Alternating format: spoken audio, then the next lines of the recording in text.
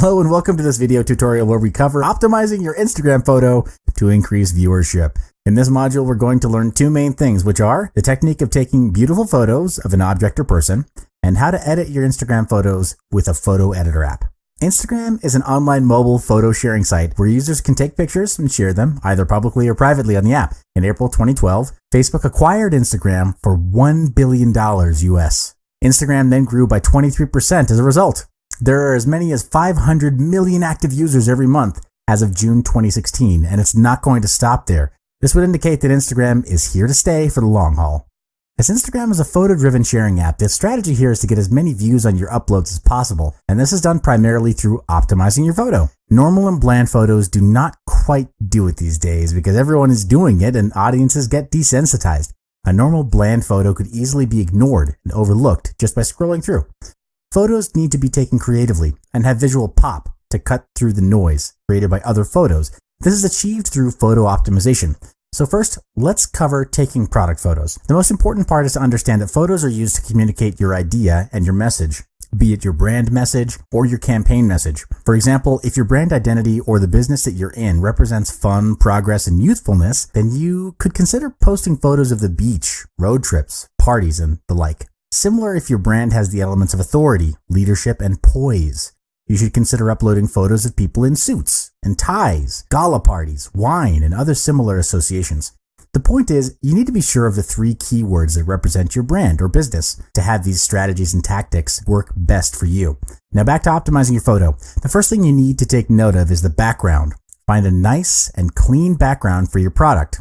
Less is more. The purpose of having a background is to make your product stand out and grab the attention of your audience. It's okay to have a clean and simple background because the spotlight is on your product. Also, you can consider having contrasting colors as your background. For example, your product is bright yellow in color. A plain black or white background would be the best choice. You don't want to bombard your audiences with too many colors on their Instagram feed. Next is the composition of your photo. A good composition makes a huge difference in your photos.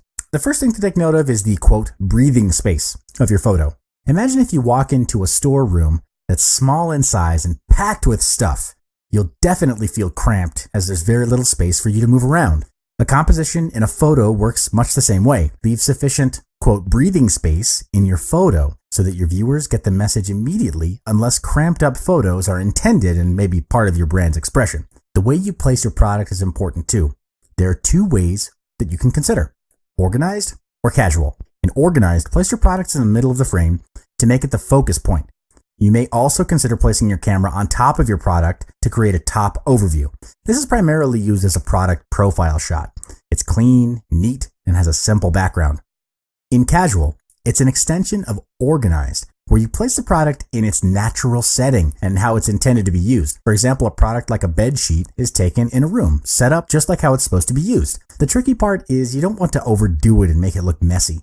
Different angles communicate a different feel in a product shot. High angle shots create a dynamic feel to a shot. Products that are tilted towards the camera create an inviting feeling, and products taken from above produces a modern and contemporary look.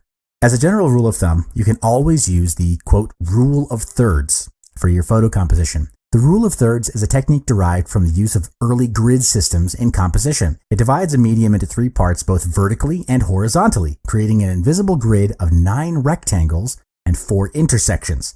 The primary element within a design is then positioned on an intersection of the grid. Next up are photo editing apps that will help you with designing and editing your photos.